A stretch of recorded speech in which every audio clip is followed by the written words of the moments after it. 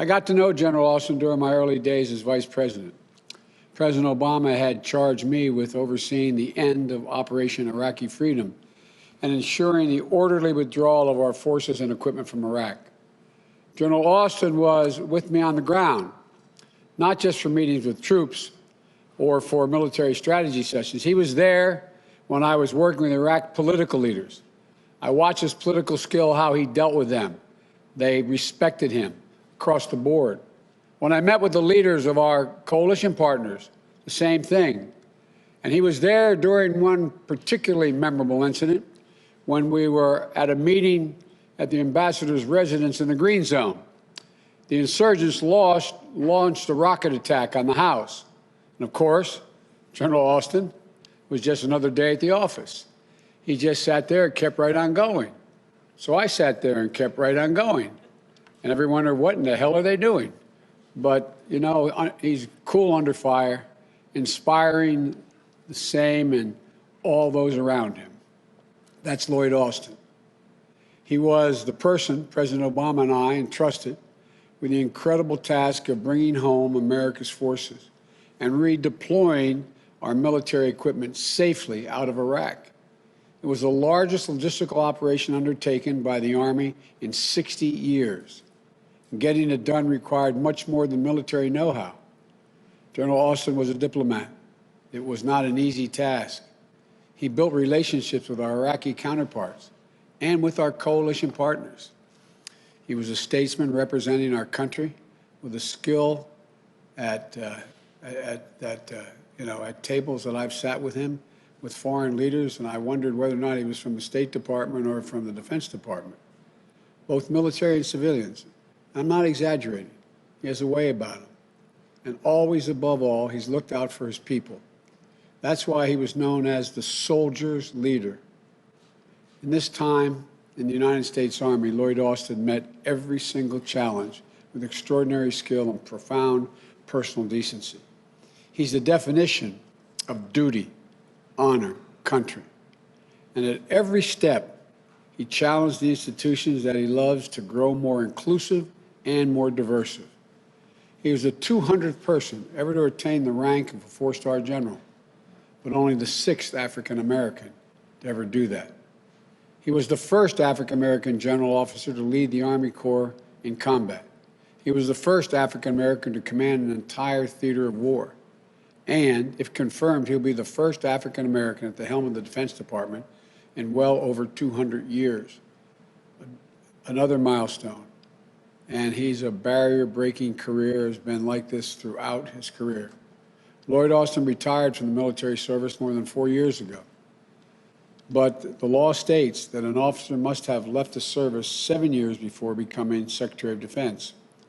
There's a good reason for this law that I fully understand and respect. And I would not be asking for this exception if I did not believe this moment in our history didn't call for it. It does call for it. And if I didn't have the faith I have in Lloyd Austin to ask for it. I believe in the importance of civilian control of the military. So does the Secretary-designee, Austin. He'll be bolstered by a strong and empowered civilian sector and senior officers, senior officials, I should say, working to shape DOD's policies and ensure that our defense policies are accountable to the American people. Civilian-military dynamic, that dynamic itself has been under great stress the past 4 years. And I know that Secretary-designee Austin is going to work tirelessly to get it back on track. I have personally worked with this man. I've seen him lead American fighting forces on the field of battle. I've also watched him faithfully carry out the orders of the civilian leadership of this nation. There's no doubt in my mind, not any doubt whatsoever, whether this nominee will honor, respect, and on a day-to-day basis breathe life into the preeminent principle of civilian leadership over military matters in our nation. I know this man. I know his respect for our Constitution. I know his respect for our system of government. So just as they did for Secretary Jim Mattis, I asked the Congress to grant a waiver for Secretary-designee Austin. His many strengths and his intimate knowledge of the Department of Defense and our government Ray, I think, are uniquely suited for the challenges we face now, the crisis we face now. He is the person we need at this moment, in my view. And given the urgent threat and challenges of our nation's forces, he should be confirmed swiftly. We need his experience in large-scale logistical operations to help support the swift and equitable distribution of COVID-19 vaccines. We need his experience building and managing relationships, engaging in diplomacy with our partners to help rebuild America's alliance and strengthen our shared security. And we need his firsthand knowledge of the immeasurable costs of war and the burden it places on our service members and their families to help bring to an end the forever wars and ensure that the use of force is the last tool in our toolbox, the last tool resorted to protect our national security, not the first. We need his deep understanding of the Pentagon to help reform the Defense Department. We need his personal experience helping inform our efforts to ensure that our armed forces reflect the full strength and diversity of our nation, that Black, Latino, Asian American, Native American, women, men, LGBT service members are treated with dignity and respect.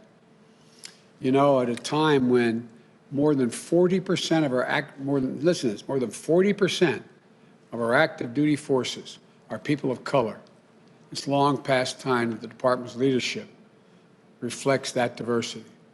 And we need his in-depth understanding of what it takes to deter threats wherever they arise and to defend the American people, our vital interest, and our allies from harm, just as he did when he was designated to lead the strategy and together with a dozen of partner nations to ultimately crush ISIS. And if you don't think that required some diplomatic skill putting that group together, then you don't understand what was going on. He did a heck of a job. The threats we face today are not the same as those we faced 10 years ago or even 5 years ago. We must prepare to meet the challenges for the future, not just keeping fighting wars of the past. We must build a foreign policy that leads with diplomacy, revitalizes the State Department, revitalizes our alliances, putting American leadership back at the table and rallying the world to meet global threats of our security. From pandemics to climate change, from nuclear proliferation to the refugee crises. As part of our diverse national security leadership team, Lloyd Austin knows how to do this work. Before I turn the podium over to the Secretary-designee, Austin, I want to end on a note of personal privilege. As a leader, General Austin has always followed the advice given him by his first platoon sergeant. As my son, Bo Biden, who was a major in the military, I said, "Now you're a field-grade officer, Dad." He said, "I don't have any illusions, Dad." He said, "I know who runs the United States Army, platoon sergeants." And here's what his platoon sergeant told him, quote, "If you focus on your people, take care of them, get out in front and lead them, they'll refuse to let you fail," end of quote. That's why he's inspired so many young people who work for him and give their very best to live up to his example of leadership, including, for a time, a young lawyer serving a year in Iraq as a captain with his Delaware National Guard unit. My son, Bo Biden. I know how proud Bo was to serve on the General Austin's staff. And I know that under your leadership, General, the Department of Defense will advance the security of the American people in ways that always, always, always honor our highest values and ideals. So I thank you again, General. May God bless America and may God protect our troops. And now I'd like to turn it over to General Austin, the Secretary-designee for the Department of Defense.